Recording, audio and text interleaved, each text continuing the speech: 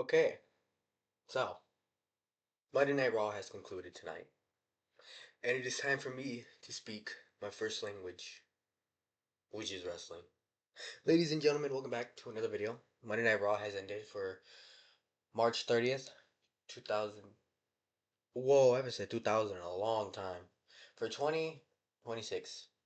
3 weeks before WrestleMania. And boy, do we have a lot to talk about. We have a lot of more matches, actually, which is a good thing because I've been saying a lot lately that WrestleMania hasn't had a lot of matches lately. But we're going to dive into it today. Starting off with the beginning of the show. You know, we had SmackDown's own Cody Rhodes show up.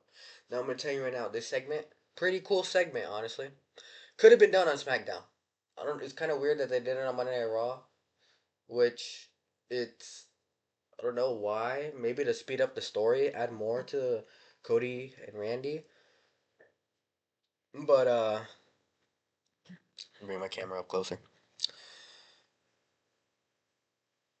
Cody opens up the show saying, "What do you want to talk about?" Before he can say anything else, we had Stephanie McMahon walk out. Yes, the Stephanie McMahon. Which when this started happening, I was like, "What is she there for, though?" Because she didn't really tie into the story at all until you start realizing Randy Orton's gone sadistic, back to his old ways, listening to the voices. And she comes out and tells Cody that he's not ready. He doesn't know what he's going up against. He's going up against a Randy Orton that even he doesn't know how to deal with. No one does. This is a Randy Orton that is the most dangerous man in all of professional wrestling. So Cody's like, "You don't know that I don't know that."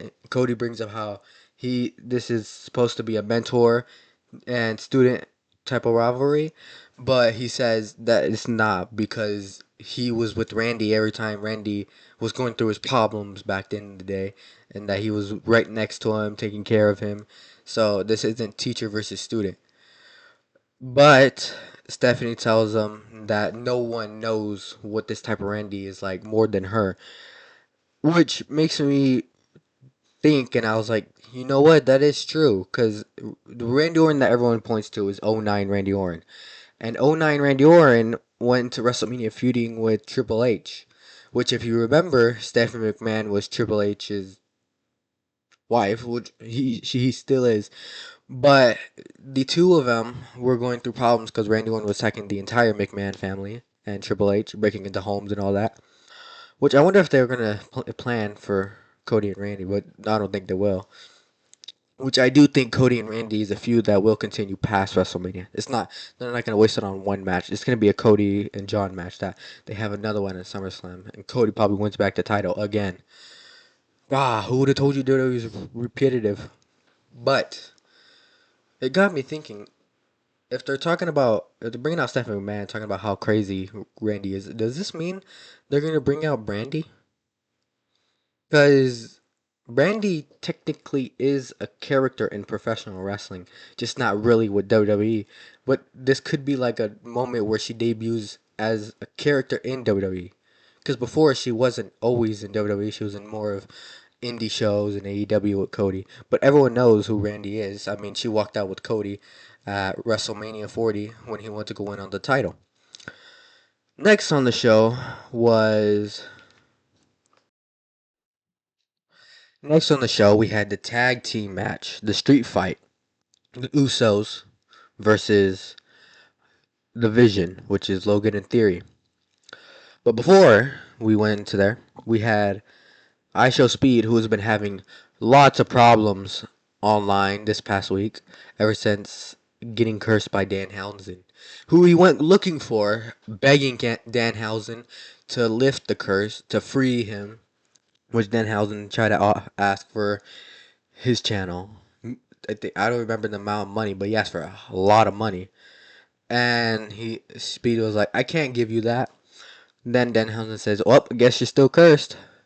So Speed and Danhausen are still having their conflicts, but we see that in backstage they announced LA Knight is going to be the guest commentator, which I always found interesting because before wrestlers become a guest commentator, do they have a talk with the broadcast team like Michael Cole, Corey Graves, uh, Joe Tessitore, or Wade Barrett? Because you can't have them go out there and just try to talk on their own. They're gonna over talk each other. But that's for them to know, for me to watch and shut up.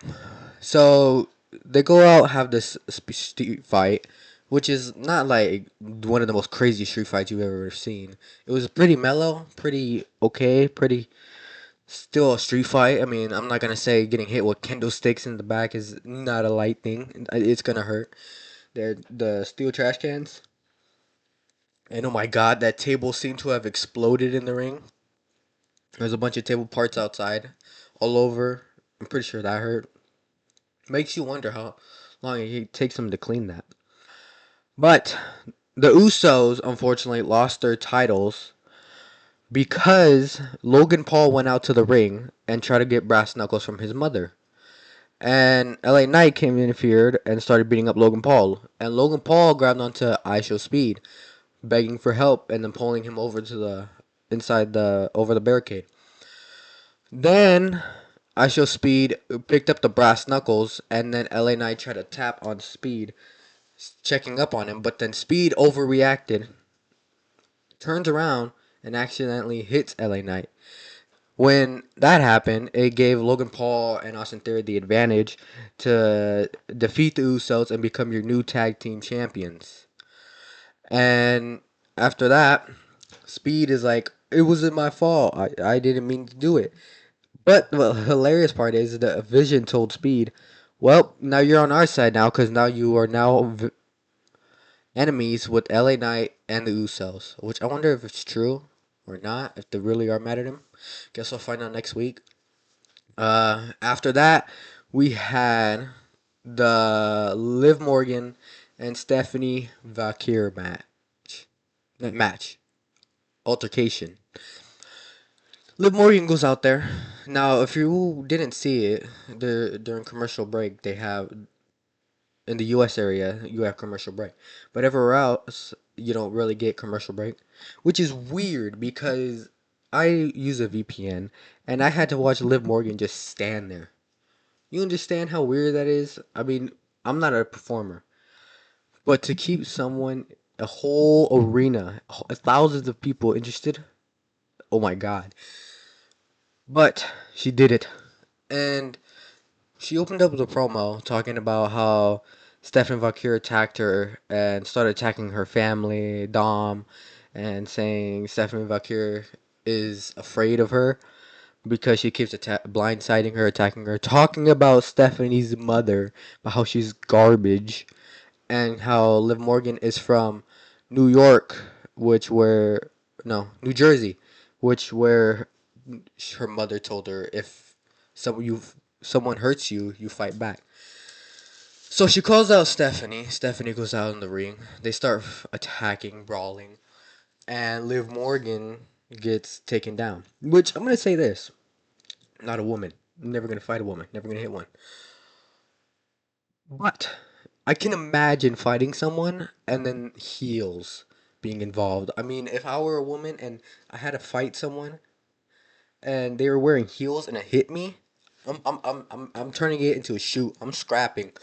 I don't care what you say. I need you to wear regular normal shoes. No damn heels because those are gonna hurt the hell out of me. And Stephanie gets the upper hand, goes out of the ring, starts taking off this chain thing like around her neck, all over her body. I thought she was gonna use it like a belt and start hitting Liv, but instead she grabbed a chair and brought it into the ring. But before she could bring it hit to hit Liv, we had the return of Roxanne Perez, which multiple things there. One, it shows that she's not on Team Finn because she wasn't there for the betrayal, and that means she's gonna stay with the Judgment Day, which I think is good. But it was weird because Finn was the one who brought her in, and Finn was the one who said we need her. She was brought in with Finn, which I don't know if they're gonna do like a spy type thing with the Judgment Day or what. But after that, we had was Then next we had the women's tag team match with Lyra Valkyria, Bailey versus the irresistible forces of Nia Jax and Lash Legend. Now, I'm gonna touch on something here. Okay, I don't know if it's a problem like universally, but this match kind of wasn't good. Not the in-ring part. It was the crowd. There's always been this problem with crowds for some reason. I'm not saying it's always targeted at women because sometimes even with men matches, they get dead. But I started to wonder the fact that sometimes crowds get real mellow, real quiet, real like dead. And I started remembering times when I went to wrestling shows. There's always that one match that's sacrificed, the one that people find least interesting. And I guess it was this match that it was, but there was also the um no, I think it was just this match that everyone used as the bathroom break or the go get snacks. Because one, it was at the top of the hour, and it was real quiet. That's my only guess. If not, then I feel bad.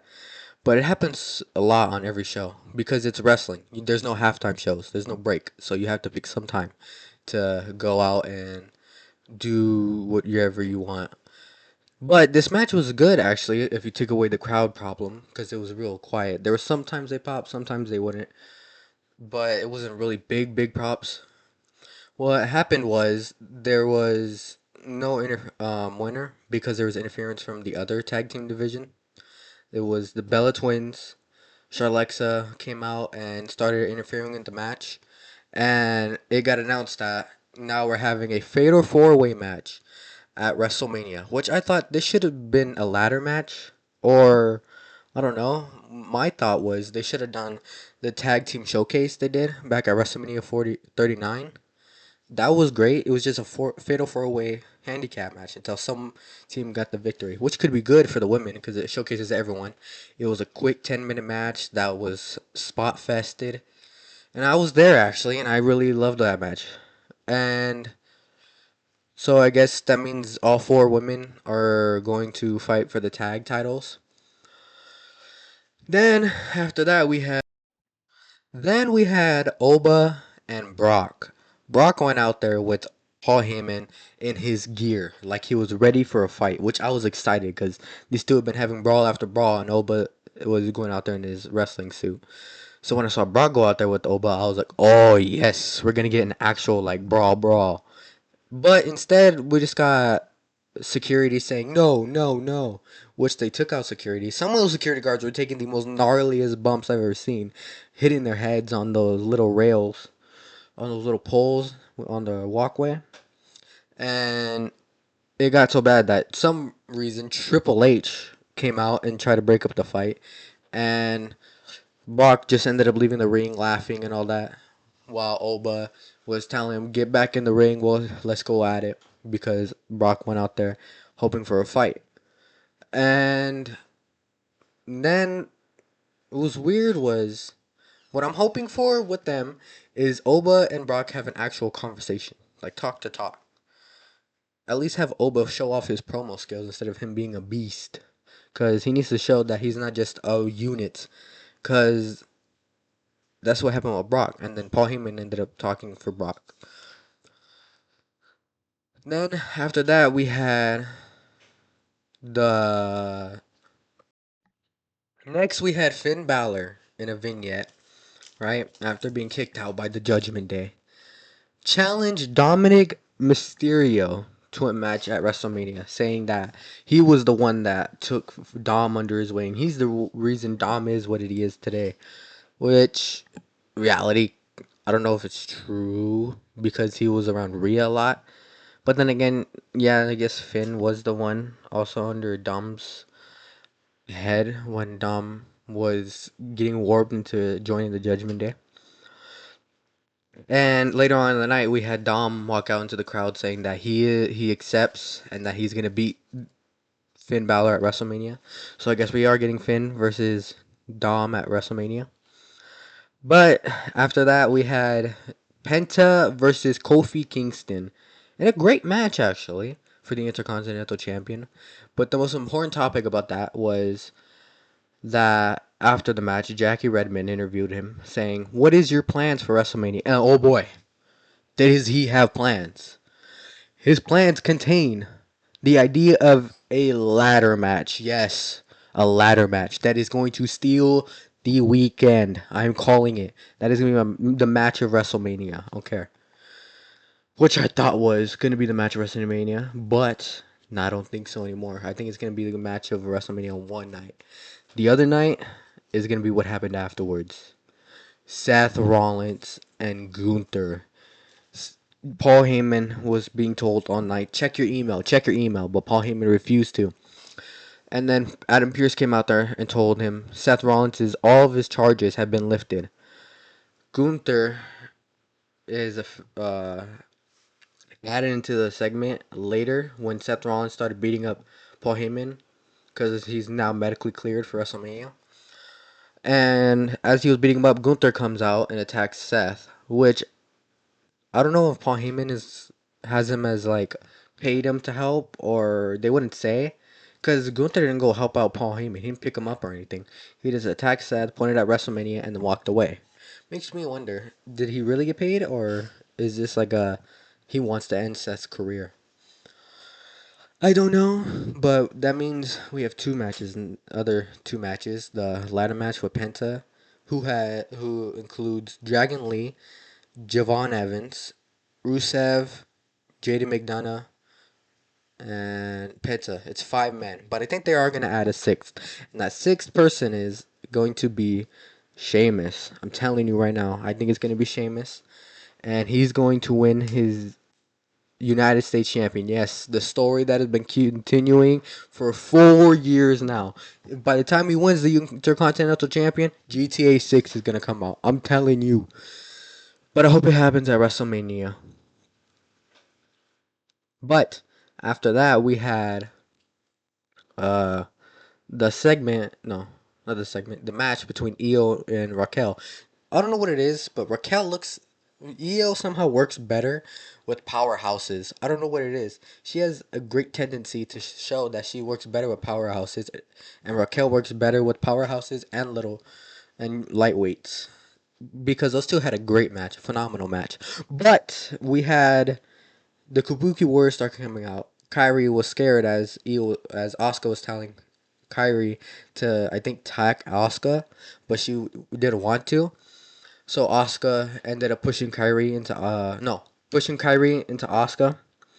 and then Io went for this dive.